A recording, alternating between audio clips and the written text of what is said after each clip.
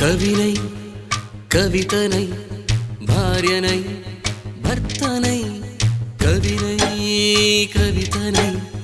భార్యనై భర్తనై మల్లెల దారిలో మంచు ఎడారిలో మల్లెల దారిలో మంచు ఎడారిలో పన్నీటి జయ గీతాల కన్నీటి జలపాతాల నాతో నేను అనుగమిస్తూ నాతో నేనే రమిస్తూ